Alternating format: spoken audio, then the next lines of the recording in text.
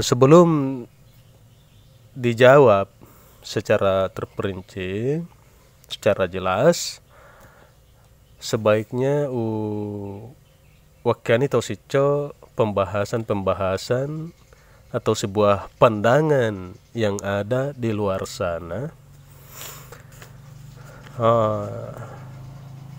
Terkadang dia petule mauan saapale ba itangalalan na tempu rupa tahu. Jadi jawabannya adalah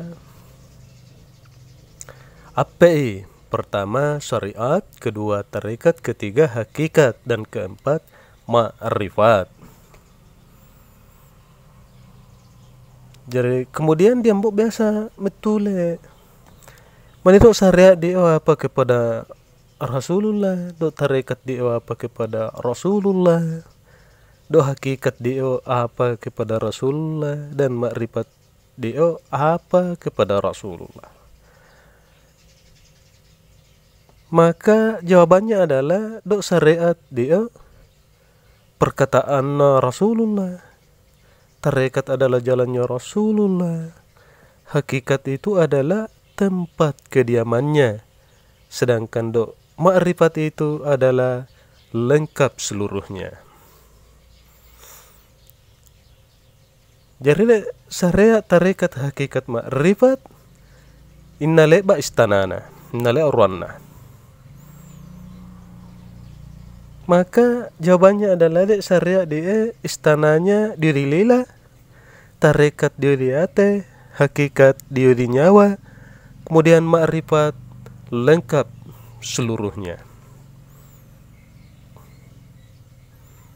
Kemudian syariat itu adalah daripada tanah, dan tanah itu adalah badan Muhammad atau tubuh Muhammad.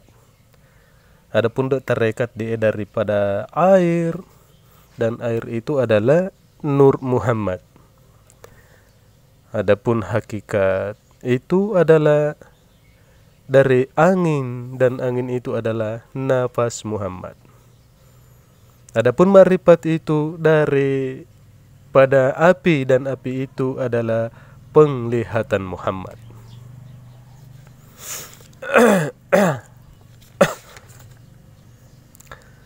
Jadi syariat dia adalah tubuh Rasulullah, tarikat adalah hati Rasulullah, hakikat dia adalah nyawa Rasulullah, sedangkan dia ma'rifat dia itu ialah rahasia Rasulullah sallallahu alaihi wasallam.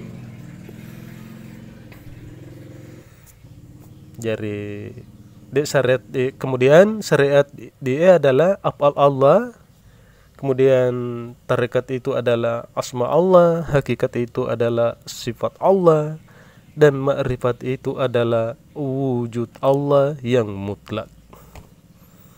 Maka sempurnami tangalalan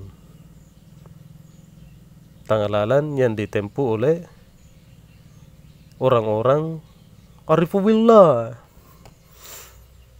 Dengan pandangan ini maka timbullah suatu pandangan atau sebuah kalimat yang menyatakan dek matena di to syariae acuri matena to dilalat tarekat, ia mau menjadi apa? Menjadi tomarae, kurus kering, berubah menjadi kurus kering.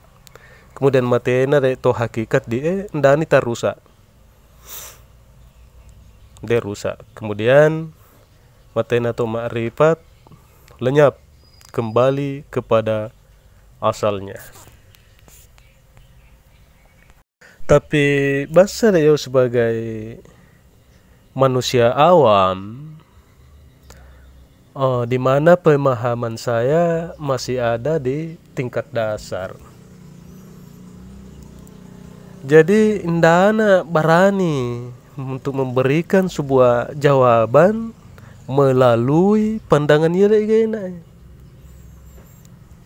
Karena ndani pahami makna-maknana. Karena ndai pahami maknana, sehingga saya tidak berani memberikan suatu jawaban. dengan melalui pandangan seperti tadi. Jadi dia tok yau pandanganmu yang cukup sederhana sesuai dengan tingkat tok yau. Ya sebenarnya kena de pandangan dia sebenarnya ndak salah tonga nih, hanya saja basar yawe anak ndani pakai karena ndani pahami maknana. Mati lebak dua pai pemahamanmu yau. Jari pandanganmu tuh yau basar dia. Perhatikan ya. Ya syariat dia syariat secara bahasa artinya adalah hukum atau aturan.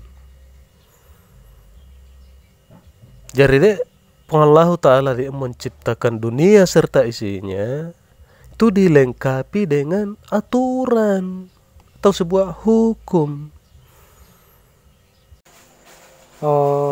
Dalam ajaran Islam melaksanakan aturan dan ketentuan hukum tanpa memahami dan menghayatinya, tanpa menghayati apa tujuan hukum itu, maka pelaksanaannya tidaklah memiliki nilai yang sempurna.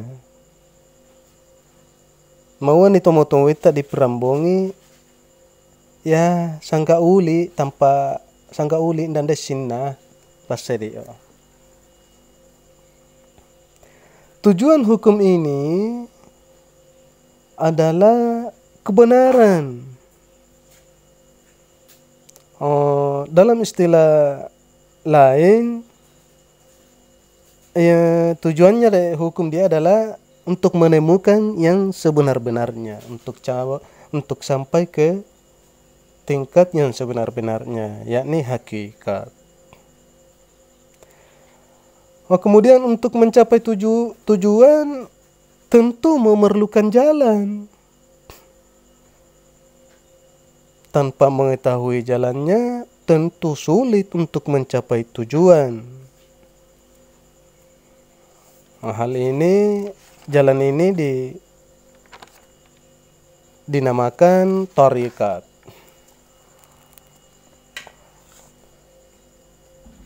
Kemudian thariqat menurut segi bahasa yakni mazhab yang artinya jalan, mengetahui adanya jalan. Perlu pula diketahui cara-caranya untuk melintasi jalan agar tujuan tidak kesasar. Perhatikan, tujuan sebenarnya adalah untuk menemukan kebenaran. Maka cara untuk melintasi jalan tersebut harus dengan jalan yang benar pula. Nah, untuk ini harus ada persiapan batin, yakni sikap yang benar. Sikap hati yang demikian tidak akan tampil dengan sendirinya, sehingga perlu adanya latihan-latihan yang tertentu.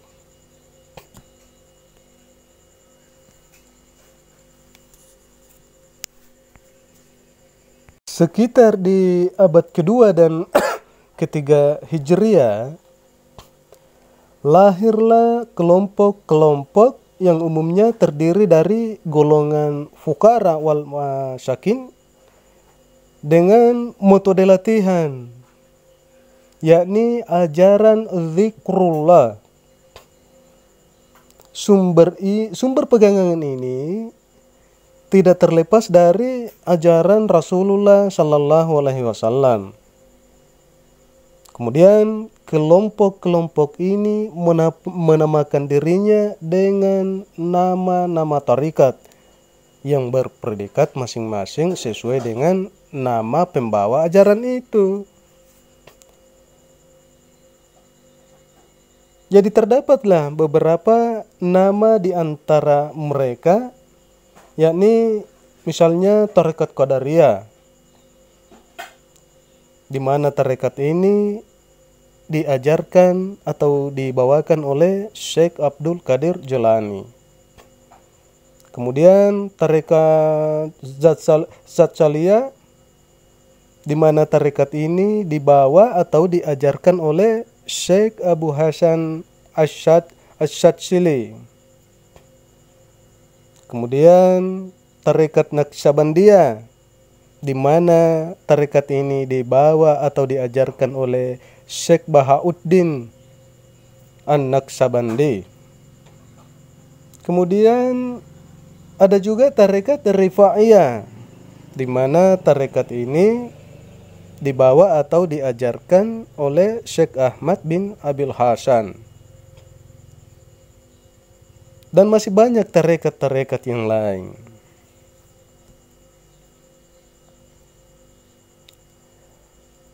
Banyak ulama yang berpendapat bahwa dari sejumlah tarekat yang tersebar di dunia Islam, ada yang diakui dan ada yang tidak diakui. Kemudian masalah istilah hakikat.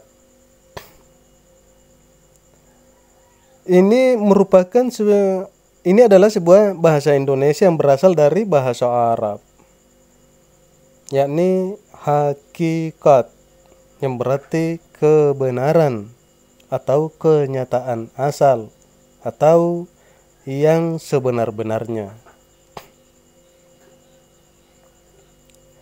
Kebenaran di dalam hidup dan kehidupan, inilah yang dicari dan ini pula lah yang kita tujukan, yakni hakikat alam, kemudian hakikat diri.